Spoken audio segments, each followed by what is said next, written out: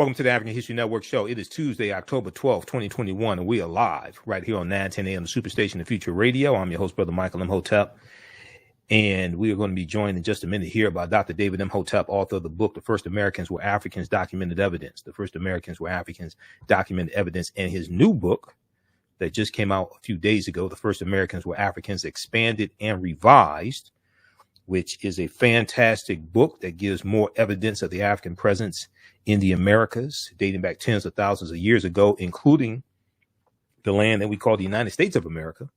You know, on yesterday's show, we talked about Indigenous Peoples Day. And we know that Joe Biden did a proclamation on October 8th, recognizing October 11th, 2021 as Indigenous Peoples Day. So yesterday we dealt with a lot of history, and we talked some about the African presence in the Americas dating back over 56,000 years ago, and in the land that we call the United States of America dating back at least 51,700 years ago. These are the Khoisan, who have the oldest DNA on the planet. They go all around the world. They're the ancestors to the Ainu and the Twa, and they were here in this land, in the territory we call South Carolina and Georgia, as the discovery in 2004 by Dr. Albert Goodyear, who's an archaeologist at the University of South Carolina, as that discovery showed. Okay, so on yesterday's show, I said I'll reach out to Dr. David Imhotep today and see if we could get him on the show, on today's show, so we can talk about this some more. And I was able to do that. Now, we know that October 12th is the anniversary. We don't celebrate it, but it's the anniversary of Christopher Columbus landing in the Bahamas, October 12, 1492. Okay. That's the anniversary of Christopher Columbus landing in the Bahamas. Now, we know yesterday was Indigenous Peoples Day, and today is the anniversary of Columbus landing in the Bahamas, which and Columbus is central to the spreading of slavery, racism, capitalism, and the exploitation of indigenous people. Okay, so even though we may not celebrate Christopher Columbus or Columbus Day, things like this, it's important to study Columbus. Columbus is crucial to understanding the transatlantic slave trade, etc. Shakita, were you able to get Dr. David Imhotep on the line? Because he just called me. She's about to call you. This is my phone. She's about to call you. Okay, just hang up. All right. Okay, so on the African History Network show, we focus on educating, empowering, and inspiring people of African descent throughout the diaspora and throughout the world, because right now it's corrects wrong behavior. What you do for yourself, what you do to yourself, and what you allow other people to do to you and get away with is based upon what you think about yourself. What you think about yourself is based upon what you have been taught about yourself. What you've been taught about yourself is based upon everything you've read, heard, and seen about yourself. So when you control the radius of a man or woman's thoughts, you can control the circumference of his or her actions, because the mind can't do or teach what it doesn't know. All right. And let me know when we have Dr. David Imhotep on the line, please, Shakita. I want to remind you also that Saturday, October 16th, I will be speaking at Hartford Memorial Baptist Church for their Social Justice Conference 2021. The Social Justice Conference 2021 is Friday, October 15th through Sunday, October 17th. My workshop is on Saturday, October 16th, 10 a.m., room 306. And the keynote speaker this year, who'll be speaking on Saturday, is Keith Ellison, Minnesota State's Attorney General, who led the prosecution of Derek Chauvin in the murder of George Floyd. Okay, so Keith Ellison will be the keynote speaker. They're going to have workshops on Saturday. My workshop is 10 a.m. I'll deal with Black liberation. This year's theme is the Black Church dealing with social justice. So my workshop is on Black liberation theology as a tool to fight against white supremacy. Okay, visit for more information, and tickets are $25 for the full conference. For more information, visit hmbcdetroit.org, hmbcdetroit.org. All right. Okay. So we've talked numerous times before about Dr. David Imhotep's first book, The First Americans Were Africans, Documented Evidence. And his new book is out, okay? His long-awaited, much-anticipated new book is out. It's available at Amazon.com and select bookstores. But The First Americans Were Africans, Expanded and Revised. The First Americans Were Africans, Expanded and Revised, written by a brilliant African-American scholar, Dr. David Imhotep, who holds a PhD in ancient African history. Now, Dr. David Imhotep is not the first person to draw attention to the African presence in the Americas before Columbus. We know that one of the most well-known books about this is by Dr. Ivor Van Sertima, They Came Before Columbus. But Dr. David Imhotep's thesis is by far the most revolutionary viewpoint ever published on this subject. After colossal Negroid stone heads were first excavated in Mexico in the 1860s, several Latin American scholars began to speculate that Africans had sailed to the New World in ancient times. Several Latin American scholars began to speculate that Africans had sailed to the New World in ancient times. Now, unlike his predecessors,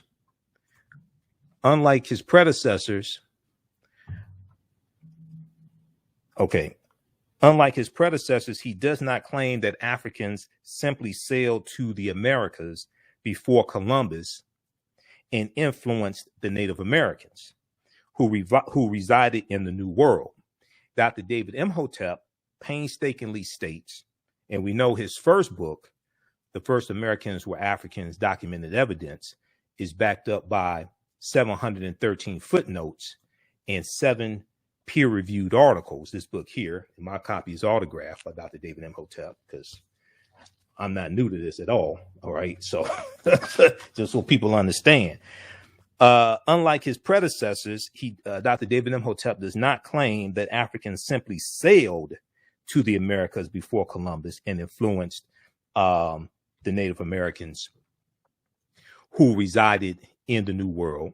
Dr. David Imhotep states instead that the Native Americans themselves were Black Africans who first reached the New World at least 130,000 years ago. Okay, let me repeat. Now, we've talked about 130,000 years here on this show before. We've talked about the article from 2010 from the New York Times that talks about how on the Greek island of Crete, archaeologists did excavations for over the course of 2 summers, and they found stone tools that date back at least 130,000 years ago. Okay, now citing skulls and skeletons, footprints in lava, campsites, genetic M1 for genetic markers in dealing with DNA, linguistics, paintings, carvings, architecture, and Egyptian writing, artifacts, and structures. Now, Dr. David Imhotep received his PhD, received the first PhD, concentrating in ancient African history from Union University in Cincinnati, Ohio. He has served as president of the Egyptology Society at the Miami Museum of Science and Planetarium, and was the founder of ASCAC, Association for the Study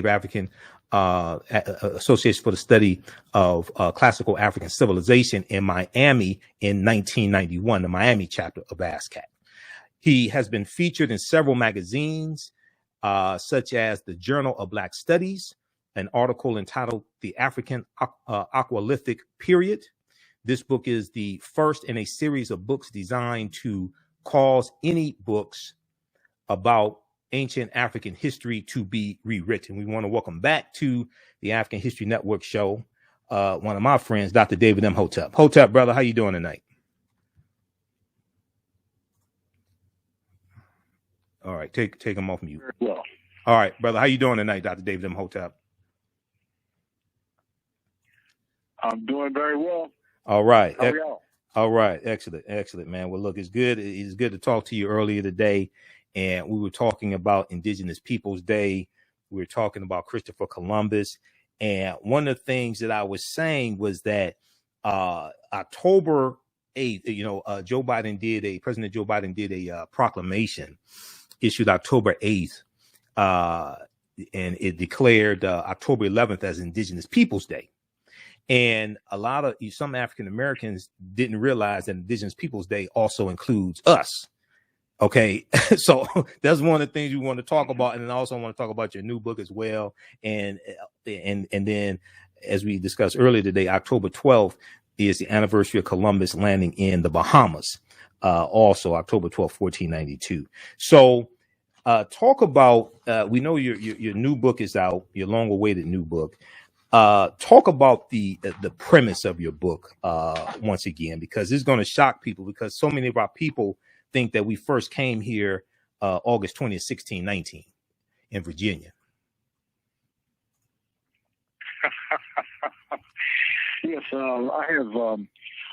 I don't know if people know what peer-reviewed evidence is, but peer-reviewed evidence is if a amount of scholars, more than 12, all get together and they agree on a certain piece of evidence, then it's peer-reviewed. And no one can overturn that. And I have the updated version of what I've heard about when the Americans were in Africa and in the Americas. And what I have for peer-reviewed evidence is they were here in the Americas between 250,000 and 325,000 years ago. Okay, 250,000 and three. Hold on, so let's say that again. 250,000 to what? Okay, they were here between 250,000 and 325,000 years ago in the Americas. Okay, so which Africans were these, and where in the Americas were they? Okay, well, what Africans they were from Central Africa, Southern Africa. You talking about the Khoisan? You talking about the Khoisan? Yeah, it could probably be the Khoisan. Yeah. Okay. But no matter what name you put on it, they were African. Okay. And they were short Africans. Now, right. Check that out. They were short Africans, between 3.5 to 4.5 feet tall. Okay, so those are like the Khoisan or the Twa. Is that amazing or not? Yeah. So those are like the Khoisan, the short-statured Africans who have the oldest DNA on the planet, and we know they're in Southern Africa. Okay, the Khoisan. Okay, so 250,000 to 325,000 years ago. So where in Central America were they? They're in Mexico. Where, as best as you can, narrow down where they were. Right there in Central America, in the area of there's a few. Now I'm trying to think of. Yeah, it was in Central America. It was definitely in Central America is where they came. Because when you jump off of Alkebulan, which is the correct name for Africa, when you come off of Alkebulan, and you can put a boat in the water, and the water waves of currents will take you straight into the Caribbean. Right. And this is where the first Africans came into the Americas through that mode. Now there was another way that they came, and that was from China across the Bering Strait into Canada, and then into North America. Okay. So there were two different ways that they came in. Okay, we're coming up here on a commercial break. In your first book, The First Americans with Documented Evidence, and we're going to connect this to your new book, you talk about Africans began sailing to the Americas at least 60,000 years ago. Okay. Now, do you have to push that date back, or is that still accurate? That's accurate, and it's peer reviewed, like I said. Between 250 and 325,000 years ago, they were in the Americas, and that's peer reviewed. Okay. When we come back from the break, we want to deal with specifically in the land we call the United States of America, and we want to talk about the Khoisan in the territory we call South Carolina and Georgia, and the discovery from Dr. Albert Goodyear that puts these Africans there at least 51,700 years ago. And we also want to talk about your new book, The First Americans Were Africans Expanded and Revised, and talk about some of the new research there as well. Okay, stand by, Dr. David Imhotep. Okay, you listen to the African History Network show right here on 910 AM Superstation, the Future Radio. I'm Michael Imhotep. We'll be back in a few minutes. Black on Purpose Television Network. Yes, Black on Purpose Television Network. All black, all positive, all the time. The largest black-owned streaming television network in the world, bringing our people together worldwide, controlling our messages, our stories, our way. Black TV the way it should be. Black music, Black history, and more. 30 plus channels, thousands of shows. Black on Purpose Television Network. Subscribe now. This is his new book, The First Americans Were Africans Expanded and Revised.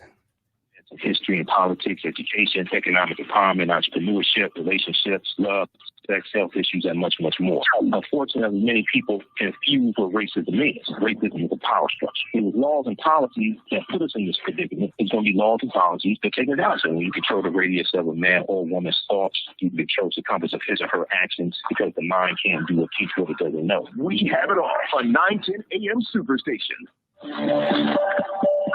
910, the Superstation, Detroit's only African-American talk radio.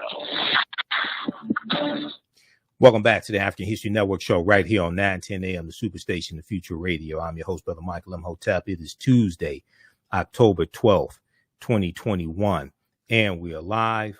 We're speaking with Dr. David Imhotep, author of the book, The First Americans Were Africans, Documented Evidence, and his new book, The First Americans Were Africans, Expanded and Revised, that is now available right now at Amazon.com. So Dr. David Imhotep, we're going to get back to the topic at hand, what we talked about right before the break. But when did your new book come out? The First Americans Were Africans, Expanded and Revised. When did it come out? When did it come out? Yes. When did the new book come out? Is that what you're asking me? Yes. Okay, came out between 2 and 3 weeks ago. Okay, between 2 and 3 weeks ago. Okay. It came out. Okay, excellent, excellent. So people can purchase it at Amazon.com. And where else can they get the book? Where do you want people to get the book from? Amazon is the major bookseller, and I think that's it. Okay, Amazon.com. It could probably, I mean, it could be others, but I'm sorry, yeah. Okay. Yeah, Amazon. Okay, Amazon.com. The First Americans Were Africans, Expanded and Revised. Yes. Okay. Let's go back to right before. Go ahead. Black and white edition. Yeah, there's a color edition and the black and white edition. There's a black and white edition. Go ahead. Right. Correct. Okay. Explain the difference between the two editions. That's all I'm saying. Well, the only thing that's different is the colorized pictures or others are not colorized, but the verbiage is the same. Oh, okay. I see what you're saying, because I went to Amazon. Okay, so in the book, the pictures that you have, the colorized version, okay, we get some feedback here. Okay, in the book, in the colorized version, the pictures are in color. In the black and white version, the pictures are in black and white. The black and white version is a little cheaper than the color version. Is that correct? The colorized version. Is that correct? That's correct. Okay. However, all of the words and everything are the exact same. Okay, same information. In both books. Same information. Okay, excellent. Okay, so right before the break, in your first book, you talked about the discovery in Allendale County, South Carolina in 2004 by Dr. Albert Goodyear where this is on page 14 of your book. And I'm going to show people the slide because people that have taken my online course, they know that I talk about this in the class, and I've had you speak to my online class before as well. Page 14 of your book, you talk about evidence of an African presence 51,700 years ago, at least, in a campsite in Allendale County, South Carolina, discovered by Dr. Albert Goodyear, who's an archaeologist at the University of South Carolina. This discovery was made in 2004. So when I talk to people about this, 99.9% of the people have never are not familiar with this discovery, but they discovered 13 types of evidence that thoroughly documented an African presence here in the land we call the United States of America, going back at least 51,700 years ago. They found artifacts, architecture, campsites, carvings, Egyptian writings, footprints in lava, genetic M174D haploid groups dealing with DNA and genetics, linguistics, paintings, skulls, skeletons, structures, and tools. Now, this is, and you can contextualize this and flesh this out and add in new research as well. This is before Native Americans, the people who we call Native Americans, existed. Is that correct? Yes, it is. Okay. So these were the Khoisan. So talk about your new research from your new book, and here in the land we call the United States of America. How far back is there an African presence, and what did they leave behind so that we know these were African people? What evidence did they leave behind? The evidence we left behind was black faces. The evidence we left behind. Number one. Okay. So you're talking about the Olmecs? I'm sorry. Yes. You talking about the Olmecs? The Olmecs. Yeah. Okay. So yes, we're talking about the Olmecs in Mexico. Okay. So if we look at specific, if we to address with specificity, if we look at the contiguous United States of America, this landmass, the contiguous United States of America, in Allendale County, South Carolina, the discovery from 2004 showed 13 different types of evidence of an African presence there. Okay. Talk about more evidence of African people here in this land we call the United States of America, because we already know Christopher Columbus never came to this land. The closest he came here is Cuba, which is 90 miles away. We know John Cabot, the British explorer, goes into Canada in 1497 on behalf of the British. Okay. Giovanni Caboto. But when we deal with African people, we were here before anybody else. So talk about that African presence here, specifically in the land we call the United States of America, but you can talk about Mexico, et cetera, also. Yes. Well, the way, as I said before, the way they got here was going into the Atlantic Ocean, and they were on course. Okay, hold on just a second. We lost our connection to the radio station. Let me call him back. Just okay. Hey, Doc. Hey, Dr. David Imhotep, stand by. Hey, I lost my connection. I'm calling into the radio station through Skype, and we dropped the call. So just go ahead and just repeat what you just said, because my listeners here didn't hear that on my end here. Sure. Go ahead. Sure. We've all have been said the name of the first Africans as being, the first black folks anywhere is Africans. But that is not the correct name for these people. It's people who are called the people from Alkebulan. They were Alkebulan people, and not Africans. That's the name that is the most ancient origin name. Okay, Alkebulan. The black folks on this planet. Yeah, that's Alkebulan. That's an Arabic derivation. Alkebulan. Al is an Arabic prefix like algebra, alchemy, alcohol, al-Andalus. That's introduced into Europe by the Moors. Those things: algebra, alcohol, alchemy. Alchemy is what they called chemistry of Kemet. Okay, so when we talk about, if we look at Very well put. Very well put. Oh, thanks.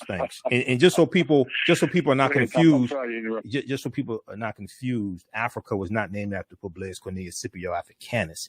He took his surname after he conquered that territory. This deals with the Punic Wars. Africanus means belonging to Africa or of Africa. It's Latin. You can look at Cassell's Latin English Dictionary, 2002 edition, page 11 in the entry for a fear. Africanus, Africa means land of the Afri, in reference to the Afri, who were Black African people in Algeria and Tunisia. Tunisia used to be called Carthage. Afri is dealing with the area that Publius Cornelius Scipio Africanus conquered. Okay. So people think Africa is named after him. No, he took his surname after the area he was conquering. Also, people can read pages 14 and 15 of African People in World History by Dr. John Henrik Clark. He talks about the Afri as well. Now, getting back to your book here, one of the things that I found interesting in book 1, and you can connect this to book 2 as well. You talk about how all Black Indians were not ex-slaves or descendants of slaves.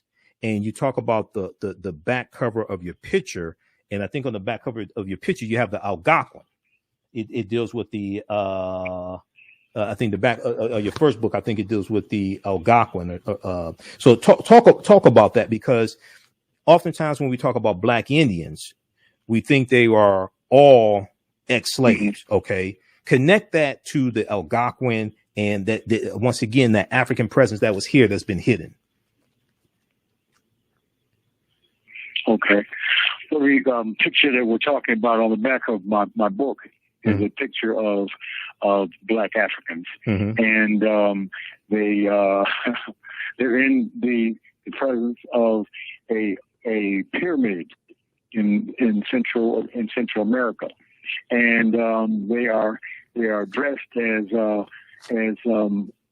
other people in India. They have the layer of people below them in the picture that only have what looks like strings around their waist to hide their genitals, and then they have the cornrows, and then there's another one that's in the same picture.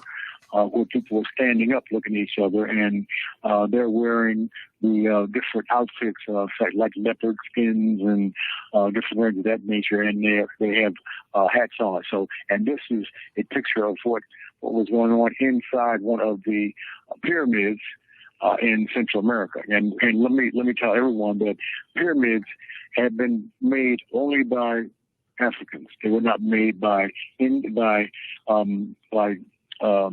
white folks. They were not made by Chinese or Japanese or any other people other than Africans. They're the only ones who made the pyramids. Now, this is another thing to go a little bit deeper. Okay. If you go out into the crystal waters of the Caribbean, you can look down into the water and you can see, without any glasses or anything else, and you can see pyramids about in that water. They're so clear. Now, if you want to go further for pyramids, there are pyramids in all waters of all the planet, in the Pacific, in the Atlantic, all over there. Plus, this is a really bloody word. There are pyramids, and you can go yourself. You can put you can go to Google and put pyramids on the moon or pyramids on Mars, and you will see pyramids on the moon and on Mars. And who was that? It had to be Africans as well. So Africans have not only been all over the planet, but all over the moon and all over Mars. I'm done. Right. And I know on the surface of Mars, there are pyramid-like structures. And there's also an imprint of an African face on the surface of Mars. Now, when you get into the oral traditions of African people, the Amazulu or the Zulu of South Africa, they say they come from Mars.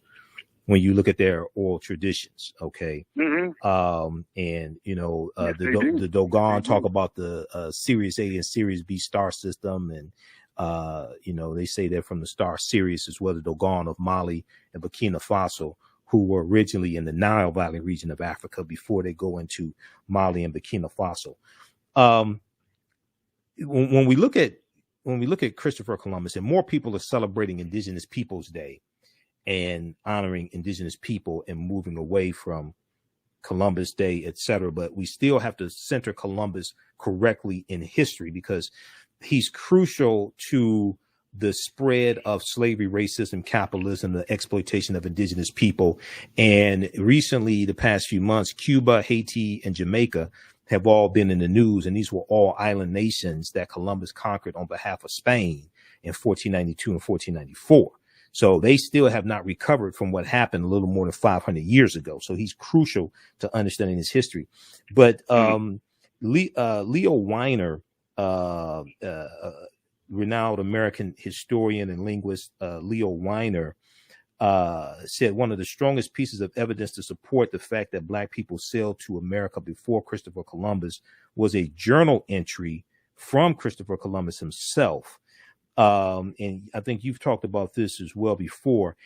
He explains that Columbus noted that in his journal that the Native Americans confirmed, quote, black-skinned people have come from the southeast in boats trading in gold-tipped spears, end quote.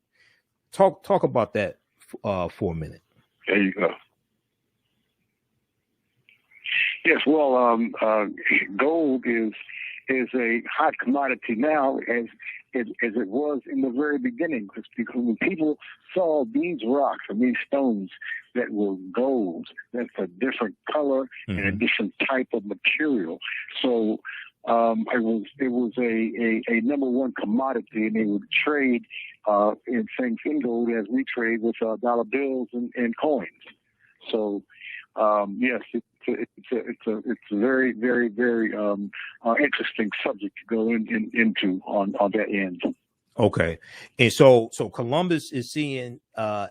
He's talking to the Native Americans are confirming that Africans sailed there, but also came from the southeast in boats. But also in your first book, you talk about how 70%, and you and I have talked about this in previous interviews, at least 70% of the people Columbus encountered on his 4 voyages were African people. Okay, you talk about this as well. Yes. So explain that. The reason why I say that is because when we study Columbus, and those watching on Facebook and YouTube, I'm going to pull up a slide here to show where Columbus went on his 4 voyages. Once again, he never came to the land we call the United States of America. He goes into the Bahamas. He called the Bahamas San Salvador. He landed in the Bahamas today, October 12th, 1492. He goes into Cuba, Haiti, Puerto Rico, Honduras, Panama. He goes into Central America, goes into South America a little bit. But normally when we talk, for instance, when we talk about the island of Hispaniola, or what he called La Isla España, or something like that. That's what he called it. I have to look at the exact spelling of it. He called it La Isla Española. That's what they called it. And then it became anglicized as Hispaniola. Okay, it means the Spanish island. And we know the 1/3 of it to the west of that island of Hispaniola, it was Haiti, which is an Arawak word. Today we call it Haiti. But traditionally, when we look at these areas, we talk about the Taino, we talk about the Arawaks, we talk about the Saboni, etc. But we don't talk about Africans that were there prior to 1501, when the Spanish start taking Africans into these islands that they're conquering, 1501, 1502. Talk about the Africans that were there prior to that. Okay, the Africans that come in there, that were there prior to that, had a different type of dress than the ones that came to them, because it's just like anything else. You know, if you're in a neighborhood, say when you're a child, there's a form of dress that people naturally use, and then if you go maybe 30 or 40 or 50 years later, the styles have differed. So These are people who don't stand still. They correct their language. They connect their clothes with other clothes from other peoples, and sometimes those types of clothes become more desirable than the clothes that they had, so they change those. And as far as the foods too, the foods are different in different places. So they learn about different foods. So it's an amazing way that two peoples come together, but they still look the same. Okay. Now, we were talking about the Algonquin a minute ago, and you talk about how Egyptian artifacts found across North America, from the Algonquin writings on the East Coast to the artifacts and Egyptian place names in the Grand Canyon, are all signs of an early arrival in the Americas by Africans. So talk about that a little bit and explain who the Algonquin were, because the Algonquin, that's not a term that we hear often. Who were the Algonquin? The best answers to that is they were Africans, or Alkebulan peoples, and they didn't look any different except for maybe their hairstyle. Their clothes were the same. Their rituals were mostly the same, and the structures that they built, however, were a little different. Some had the Mexican-looking homes. Some had the wooden homes, and there was a third. I can't remember what it was, but they had different types of homes depending on where they came from and where they began, and when they get to wherever they are, they'll see homes that are like in the cowboy days. You know, the cowboys come and they get into the Indian villages. They see teepees. They've never seen teepees. So different things are what have happened over the years. Okay. So, and I know in your first book, you talk about the Algonquin some, and how these were Africans as well. And one of the things that takes place, and you can comment on this, one of the things that takes place is that when European invaders / explorers come to this land, the African groups that are already here, many of them get reclassified as Native Americans. So then that way, if you don't know what happened before Europeans got here, you won't understand what happened to those groups of African people that were here. You know, I don't know if you're familiar with Dr. Jose Pimenta Bay, but he's one of the baddest scholars on the history of the Moors, and Professor Kabahai Wata Kamene told me that personally. But Dr. Jose Pimenta Bay used to teach classes on the history of the Moors at Temple University, and I've interviewed him before. And he has an excellent essay in the book Golden Age of the Moor, edited by Dr. Ivan Van Sertima. But Dr. Jose Pimenta Bay says that if you don't know the names that your people have had throughout history, you won't know how to find yourself in history. Okay, so you're looking for Negro, but don't know Moor deals with you. You're looking for colored, but don't know, Algonquin is referring to African people also. So you've talked about before how Asians come to this land around 3000 BC, and they intermix with the Africans who are already here. Talk about that, and who are the offspring of that intermixing of Africans and Asians? That would be the red man. Isn't that something? That's the red man. They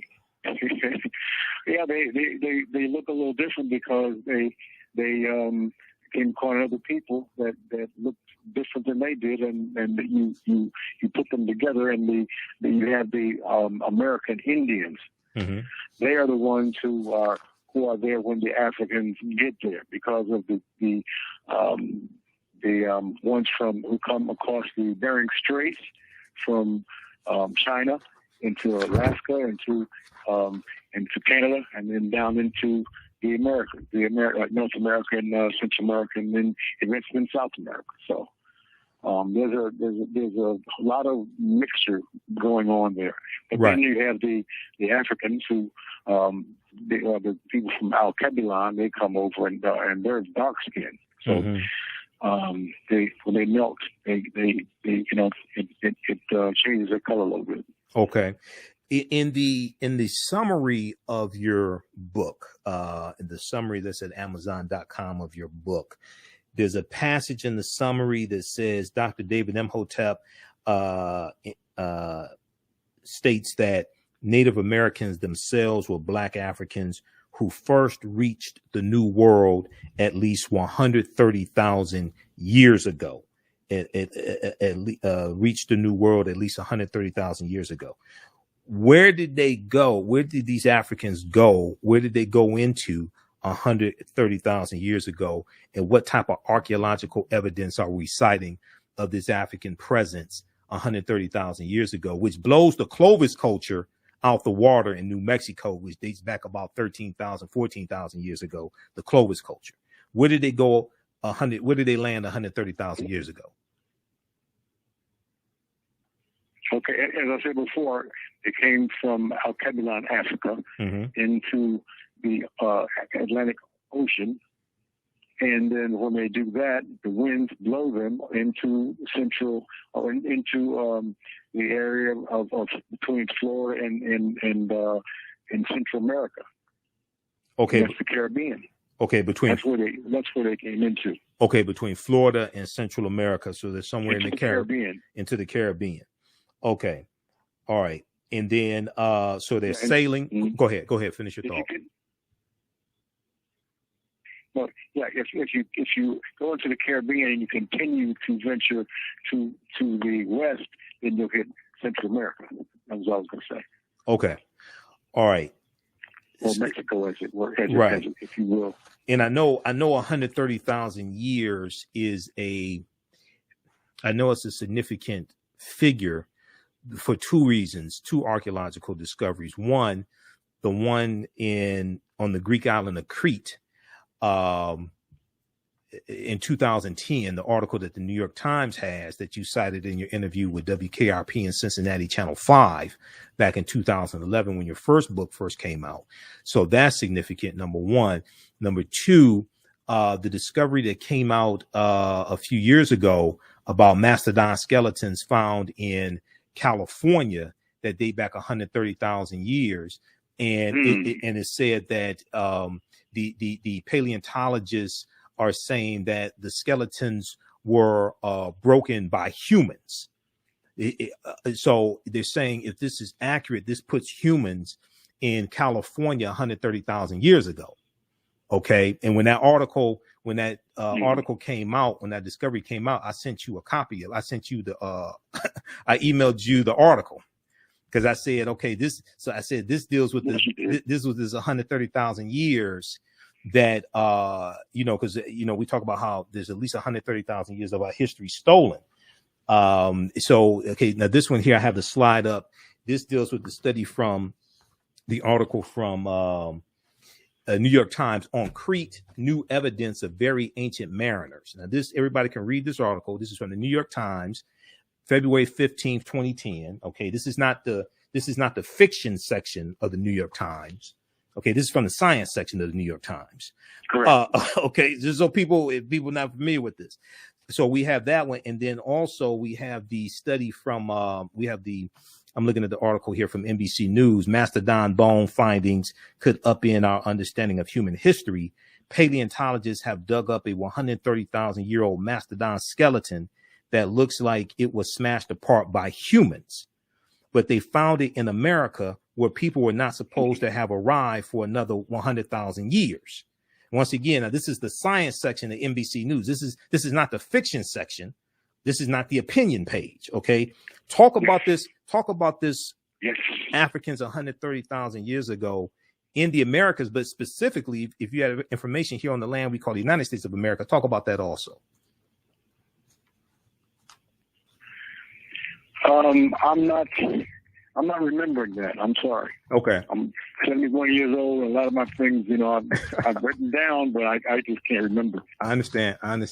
But I don't remember that part. Okay. It's in the book. Right. Okay. No problem. All right.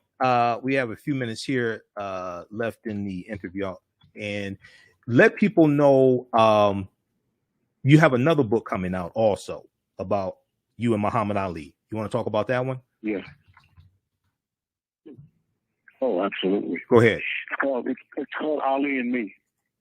And my uncle was Muhammad Ali's business manager. Mm-hmm. And I met him when I was going on a trip, and he introduced Ali to me. And Ali, we got to talking, and we talked about sports. And he found out that I was an athlete, and we talked about history, and he saw that I was a historian, and he kind of liked that, and he pulled me in, and I was his nutritionist for his last 7 fights. And his nutritionist. Slow down, because your voice was a little muffled. I know the story, but for people who haven't heard it, you were Muhammad Ali's nutritionist for his last 7 fights because you used to be a nutritionist. Yes. Okay, go ahead. That's correct. Continue. So he as he aged, he needed more and more help with the nutrition. Mm-hmm. That's why he hired me. Mm-hmm. And I was able to get his weight down to his weight class, because if you come in overweight, then no matter who you are, you will not fight. Right. So I had to put him on a diet that was not pork and beans and steak and liver and different things like that. The only meat that we allowed him to we wanted him to eat, which he did, and that was fish. Mm-hmm. Because fish there's no fat in fish. It's pure protein. So he was on fish, and he was on. I had him eating a lot of foods that you didn't have to cook. You know, there's some foods that are taste just as good, even better cooked than they do when you take them from the fields. Right. So it was a wonderful time with this guy. There was no one who didn't like the guy. Even Joe Frazier. After he beat Joe Frazier, they became friends again. Mm-hmm. So there was no one on this planet, that we knew of that did not like and respect this man. He was a special guy. Well, he fought Joe Frazier 3 times. He fought Ken Norton 3 times. Right now, up on the screen, we have a picture of you and Muhammad Ali that you sent to me before. Dr. David Imhotep. You have a PhD in nutrition, right? Was it a PhD in nutrition? Correct. Okay, PhD, because he has 2 PhDs, right? And Muhammad Ali gained weight quickly. That's the other thing. So you had to keep a close. He had to stick to a strict regimen when training, especially as he got older, because he gained weight quickly. And he was a phenomenal fighter. We know he fought Ken Norton 3 times. He had wars with Joe Frazier. He fought, if I remember correctly, he fought Floyd Patterson twice also, right? I think he fought Floyd Patterson twice. Okay. Mm-hmm. Yeah. Now, did you see the 4-part documentary series Muhammad Ali by Ken Burns? Did you see that on PBS? No, I did not. Oh, I got to send you the link. It's on Public Broadcasting System's website. You can stream it. It aired on TV on PBS, but they have all 4 installments. It's 8 hours of documentaries of a documentary of Muhammad Ali. It just came out last month. They went through about 15,000 photographs. Oh my God. And they got stuff. They have footage. They have photographs most people have never seen before, man. I'm going to send you that when we get off the air. It's going to knock you out. Okay. All right. Let me see here. Bless your heart. You knocking me out now. Oh, well, we got to take care of you, man. You and I go way back. Thank you so much. Let me ask you. Let's see. You got a few more minutes? You got a few more minutes? Yes, absolutely. Okay, so this is what we're going to do. We're out of time here on 910 AM Superstation WFDF. I'm going to call you right back from my Skype line on the phone, and then we'll continue for a few more minutes, and we'll let you get a few more questions in. Okay, so she's gonna disconnect the call on that end. I'll call you right back, Dr. David Imhotep. Okay, all right, everybody. Those watching on Facebook and YouTube,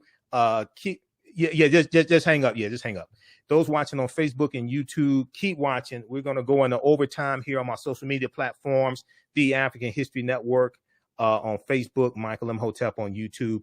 Remember, I will be speaking at Hartford Memorial Baptist Church Saturday, October 16th for the Social Justice Conference 2021. Visit their website. For more information. hmbcdetroit.org, hmbcdetroit.org. My workshop is 10 a.m. I'm in room 306, and registration for the entire conference is $25. Right now, it's correct wrong behavior. It's not over till we win. Wakanda forever, and we'll talk to you tomorrow. Peace. All right, stand by, everybody. Let me disconnect this call. Stand by. Okay, we're going to get Dr. David Imhotep back for a few more minutes here. Also, if you like this type of information, you can support the African History Network, $ the AHN Show through Cash App, $ the AHN Show through Cash App, also through PayPal, paypal.me/the AHN Show, paypal.me/the AHN Show. We're here 6 days a week. This helps us keep doing the research, stay on the air, keep broadcasting, pay some of the bills, etc. This is our official Cash App account, $ the AHN Show. SHOW. When you go to it, it'll say Michael and show my picture there also. Okay. And then I teach online classes on Saturday and Sunday. Visit our website, AfricanHistoryNetwork.com, AfricanHistoryNetwork.com. The class I teach on Sunday, 12 noon to 2 p.m. Eastern Standard Time, is Ancient Kemet, the Moors, and the Maafa, Understanding the Transatlantic Slave Trade, what they didn't teach you in school. Ancient Kemet, the Moors, and the Maafa, Understanding the Transatlantic Slave Trade, what they didn't teach you in school. Our next class will be Sunday, October 17th, 12 noon to 2 p.m. Eastern Standard Time. We deal with thousands of years of history and what led up to the transatlantic slave trade taking place as well. Okay. All right. That's at AfricanHistoryNetwork.com. Okay. Stand by. Let me get Dr. David Imhotep. Let me get Dr. David Imhotep on the line just a second here, because we're off the air on 910 a.m. Superstation WF. I do radio here in Detroit. For those that don't know, because of COVID-19, they have us broadcasting from home. So that's what I'm doing now. Otherwise, I would be in the studio especially for an interview like this. Okay, let me get him on the line. Just stand by, everybody. All right, Dr. David Imhotep. Okay, calling you back. Okay, stand by. Let me bring you back on. Okay, we've got him back for a few more minutes here. Okay, so, one of the reasons why I wanted to bring you on is because listening to, on social media, comments on social media, and then also listen to some radio shows. I'm getting some feedback or something. I don't know what this is. Listening to some radio shows on Monday, which is Indigenous Peoples Day. Mm-hmm. A lot, so many of our people don't understand our history, and they think that our history started in slavery. Mm-hmm. So when you have an Indigenous Peoples Day, a lot of people don't know that includes us also. Now, that does not mean the transatlantic slave trade did not happen. Yes, it did. It just happened thousands of years after African people originally came to this land. Okay. Just talk about that. Talk about that for a minute. And then, do you get pushback from African Americans when you talk about the African presence here thousands of years ago and before slavery and things like that? Do you get pushback from African Americans? I wouldn't say pushback. I would say they were so used to what they were taught in school. When I talk to them and I try to show them that we were here a lot longer. This is what my teacher told me this. So, that's about the only thing. Most of them are cool with it, and they said, "Oh, okay, it's good. I'm glad I learned something new." Okay. So when you tell them that, now I see, I've done lectures like here in the Detroit area, man, and it's like people like in the 60s, 70s in the audience, like speaking at churches. And when I tell them Columbus never came to this land we call the United States of America, and I showed them where Columbus went on his 4 voyages, man, people look at me people look at me like I'm crazy. I'm like, no, I said, you got to go research this. You can go to history.com. Look, a lot of these sources, history.com, Britannica, National Geographic, they know the truth. They know Christopher Columbus never came here, okay? And they'll talk about the Moors also. They got National Geographic has information on the Moors, Britannica.com also. I look at all those sources.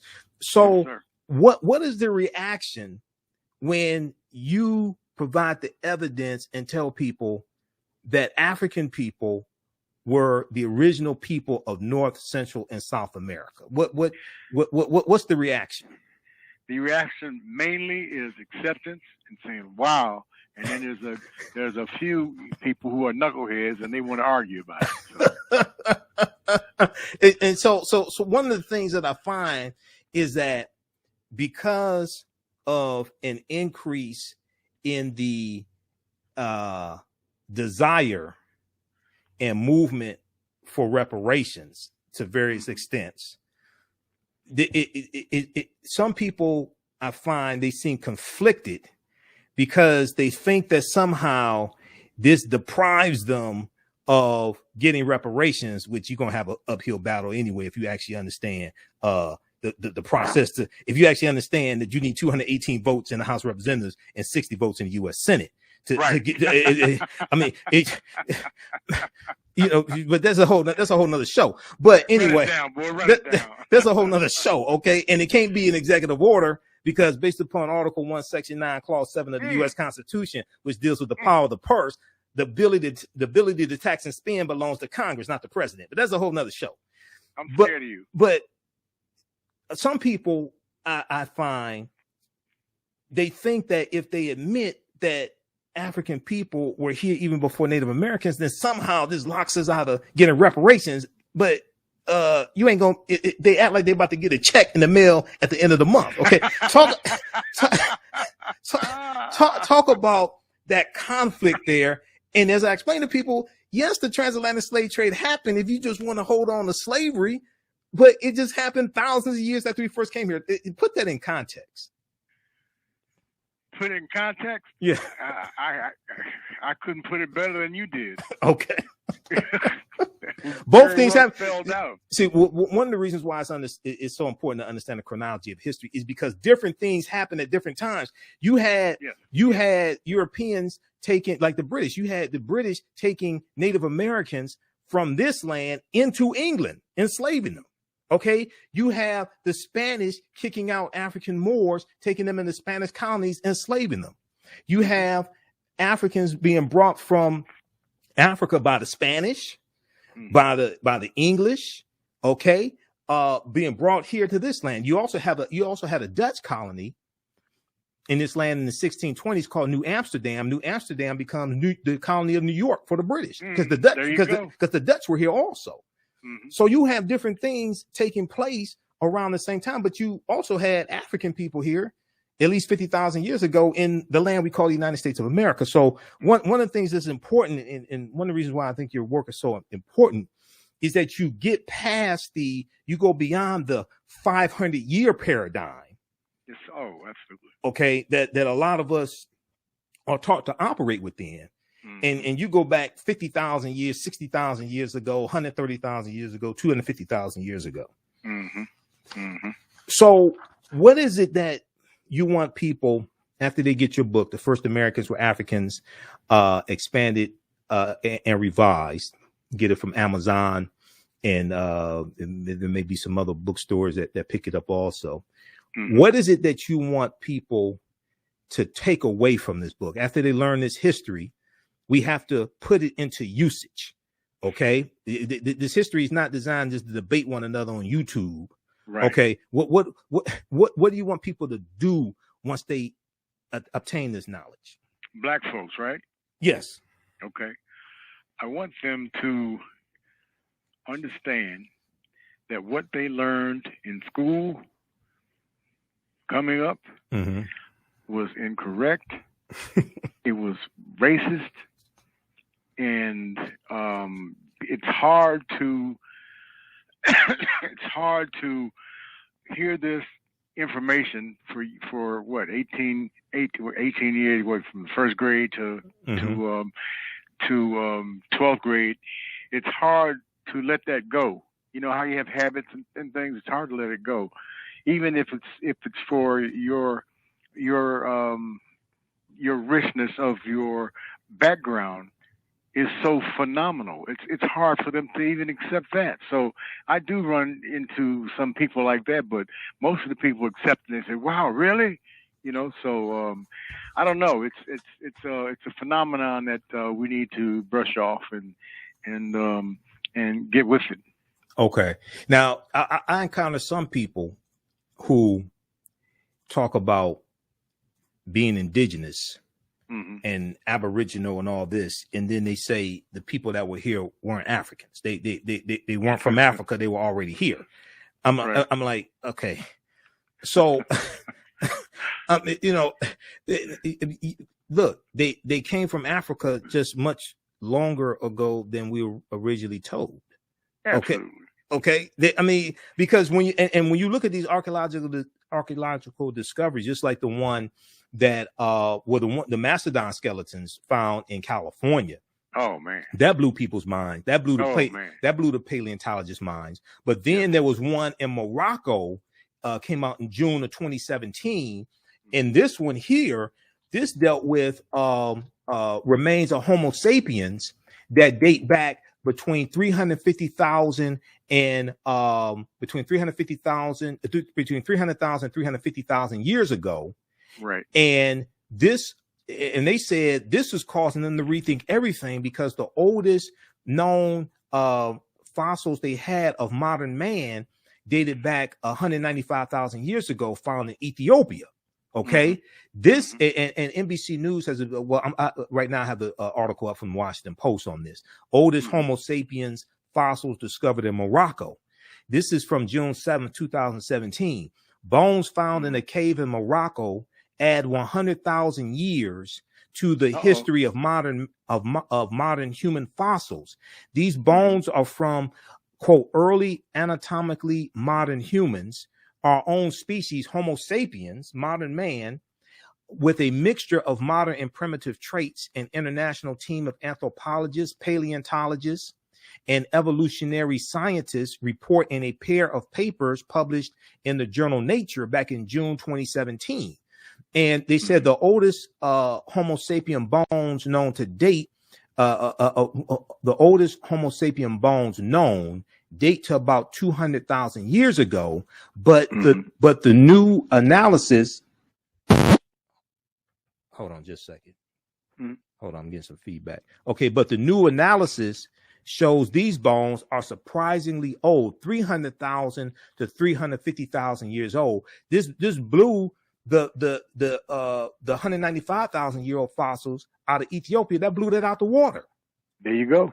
Okay, so talk about this for a minute, because now we're looking at, and one of the things they said when you read these articles and you read this about this discovery, they said that they're seeing now that Africans started migrating out of East Africa much earlier than they previously thought. Talk about that for a minute. I can't. Okay. All right.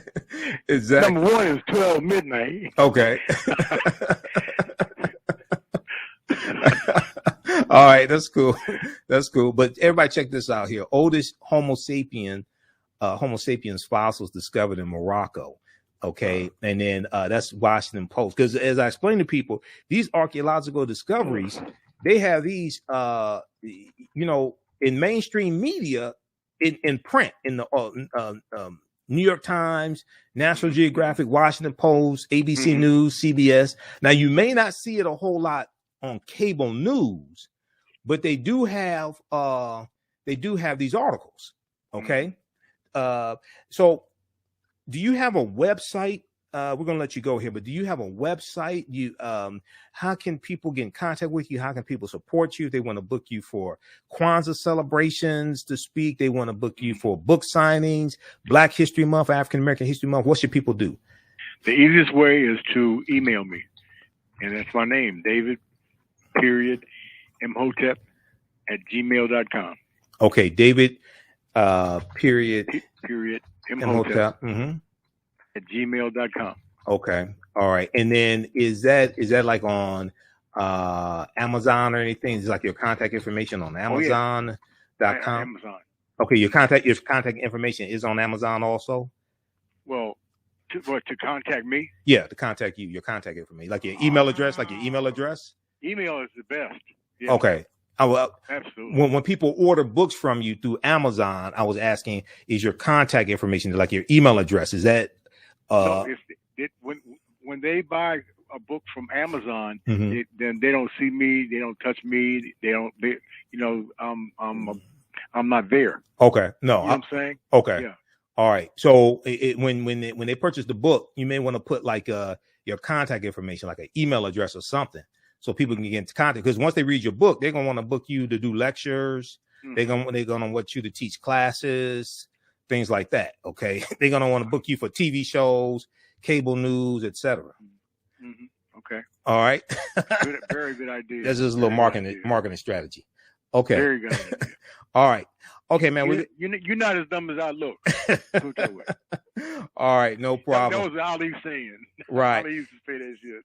Now, right now, if people want to support you, they want to donate to you, they want to help you in your research, they want to send money through Cash App or PayPal or mm-hmm. something like that. How can people do that? How can people financially support you? Because so like when some people do, like, get a book deal, like Dr. Henry Louis Gates or Cornel West, they may get $1 million advance or something like that. Okay, I don't think your advance is that much. I could be wrong, but I don't have any advance. I just got answer my parents. I need to dance. That's about it. Okay, so how can people support you financially besides buying the book? Well, the easiest way, as I say, just write me.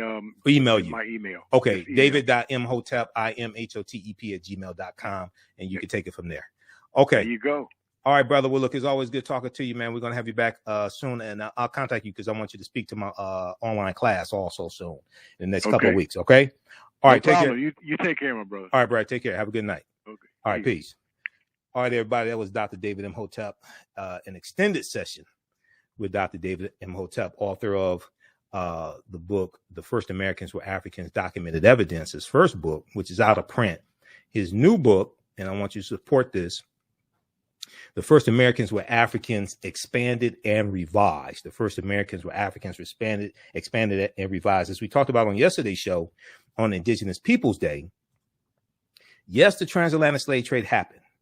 Yes, African people were brought here during the transatlantic slave trade, but we came here over the course of tens of thousands of years. There were waves of African people. We didn't just come here at one point in time. So we have to understand that history. This was our land stolen from us. We were here before the people who we call Native Americans came into existence also. All right. Okay. If you like this type of information, be sure to register for the 10-week online course that I teach on Sundays. Now, there's 2 classes I teach, one Sunday, one Saturday. Ancient Kemet, the Moors, and the Maafa. Now, Kemet's one of the original names for Egypt. Okay, Kemet meaning the land of the blacks. Ancient Kemet, the Moors, and the Maafa. The Maafa is a Kiswahili term that refers to our Holocaust, the Great Disaster. It's a Kiswahili term.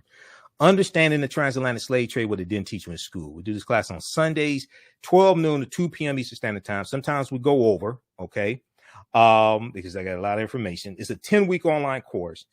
We do the sessions live. All the classes are archived. You can go back and watch them anytime. You can watch them around the world. You can use this information also with your children. I would say the content is PG-13. I don't do a lot of cursing. It's not vulgar, not crazy, yelling and screaming, things like that. I don't do that. Okay. We do a PowerPoint presentation. We have book references, articles, video clips, sometimes guest speakers as well. As soon as you register, you can watch the class we just did this past Sunday. Also, and what we deal with thousands of years of history. We start in ancient Africa. We do a chronology of history and take you throughout history, ancient civilizations, Kemet, Nubia, Abyssinia, Ethiopia, Zimbabwe, Great Zimbabwe, Ghana, Songhai, Mali, all of that. We go throughout history. We deal with the 800-year occupation of Europe by the Africans known as the Moors. And we look in the history of the Moors is crucial because what the Moors introduced in Europe, all that comes back to kick us in the behind. And we're going to see what leads to the transatlantic slave trade taking place. Columbus is using nautical instruments that the Moors, based upon technology that the Moors introduced into Europe. One of them is called the astrolabe. Okay. He's using nautical instruments on his voyages based upon technology the Moors introduced into Europe. This is why I say I wish we had never taught them, because everything we taught Europeans in Europe that the Moors take in, they come back to kick us in the behind. All right. And then we're going to see many of those Moors expelled or enslaved, etc. So that class, we look at what leads to the transatlantic slave trade, and we go through and analyze the transatlantic slave trade also. Okay. We just posted the link here. It's regularly $130. It's on sale $80. As soon as you register, you can start watching the content. You can watch the class we did this past Sunday. Now, the second class that I teach is called From the Civil War to the Civil Rights Movement and Black Power, 1865 to 1968. We do this class on Saturdays, 12 noon to 2 p.m. Eastern Standard Time. This class, this is a 10-week online course also. This class picks up where understanding the transatlantic slave trade leaves off, because it's so much information to cover. And I've been teaching understanding the transatlantic slave trade on and off since 2017. But it's so much information to cover, I can't get it all into a 10-week online course. So the second 10-week online course focuses on from largely 1865 through 1968, from towards the end of the Civil War through Reconstruction, 1865 to 1877, Jim Crow era, and we see the laws and policies that are being put in place in the rewriting of states' constitutions, like the Mississippi State Constitution in 1890, the South Carolina State Constitution 1895, Louisiana State Constitution 1898, Alabama State Constitution 1901, and they are implementing poll taxes, literacy tests, in some cases implementing property ownership requirements to be able to vote. They're implementing segregation on public transportation, streetcars, trains, etc. So we see this effort to encode white supremacy in the laws and the state constitutions after Reconstruction ends to fully take back control of the politics, the state legislatures, etc. Because there are about 2,000 African Americans that we voted into office basically during Reconstruction and somewhat after Reconstruction as well. This article right here deals with the Mississippi Plan, which dealt with the Mississippi State Constitution of 1890 that legalized poll taxes and literacy tests. The Mississippi Plan became the model that other Southern states adopted in rewriting their state constitutions to oppress African Americans and lock us out of politics and suppress the African American vote. And the man who presided over this state constitution, he was a white county judge named Solomon Saladin Calhoun. And he said, when talking about the purpose of the state convention, the Mississippi State Convention, he said, let's tell the truth. If it bursts the bottom of the universe, he said, we came here to exclude the Negro. We came here to exclude the Negro. Nothing short of this will answer. Now, this was at a time when African Americans were the majority population of the state of Mississippi in 1890. And the minority population is changing the state constitution to oppress the majority population. Delegates eventually adopted a literacy test and a poll tax guaranteed to suppress the black vote in a state with a black majority. The Mississippi Plan became the model throughout the South, part of a raft of racially oppressive Jim Crow laws that ended Reconstruction. Well, what's taking place right now in state legislatures across the country that Republicans are trying to pass over 400 voter restriction bills? They're trying to do today the same thing that former Confederate states did, these Southern states did in the 1890s and early 1900s with their state constitutions, to oppress and suppress African Americans. Okay, so that second class is from the Civil War to the Civil Rights Movement of Black Power, 1865 to 1968. Okay, that's a 10-week online course. As soon as you register, you watch the class we just did last Saturday. We do sessions live, all of them recorded. Now, it's not like a Zoom call, like for at work, where you see everybody in the office on the Zoom call and you see little kids running around in the background, things like this. You can see me, I can't see you, so you don't have to worry about that. Okay, we'll post a link here as well for that one. We just posted that one. Also, that one's on sale, $70, regularly $130. And even after the 10-week online course is over with, you can still go back and watch the full class. All right, we're going to get out of here. You can support the African History Network if you want to. $ the AHN Show through Cash App. $ the AHN Show through Cash App.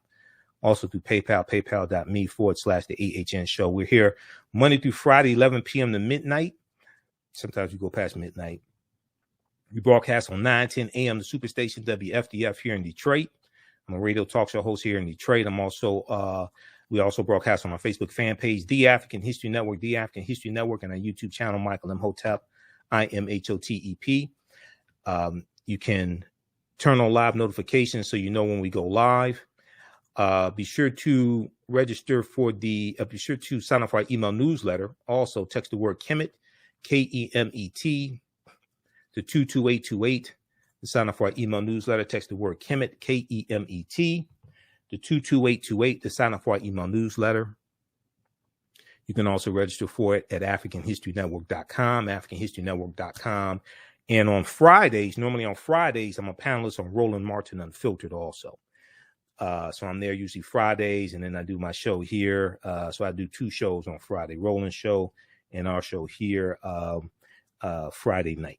All right, look, we have to get out of here. Remember, the African History Network, we focus on educating, empowering, and inspiring people of African descent throughout the diaspora and around the world, because right now it's correct wrong behavior. It's not over till we win. Wakanda forever. And we'll talk to you tomorrow. And also at our website, we have information about our radio show.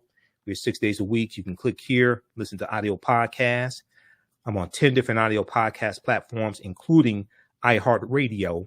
Download the iHeartRadio app, search for the African History Network show. I think they have about 300 of my shows podcasted there.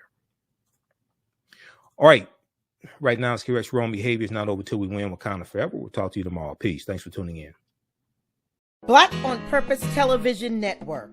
Yes, Black on Purpose Television Network. All black, all positive, all the time. The largest black-owned streaming television network in the world. Bringing our people together worldwide. Controlling our messages, our stories, our way. Black TV the way it should be. Black music, Black history, and more. 30+ channels, thousands of shows. Black on Purpose Television Network. Subscribe now. We all know the cannabis industry is headed toward an uprise in the past decade. What happens when there is a brand that brings this uprise in a blow? The cannabis industry welcomes her uprise. Hustle her hemp. Delivering excellence with pride is her watchword, and how you choose to embrace it makes it a priority. From cultivating rich cannabis into exquisite and tastefully finished CBD products to delivery, Hustle Her Hemp leaves no stone unturned. Hustle Her Hemp's mission is to empower women of color by building business and creating legacies, uniting beauty, health, and business. We are a pure definition of how we want the CBD industry to become in the future. While we are redefining innovation, we bring the same energy to improving the quality of life. Hustle Her Hemp is the new uprise.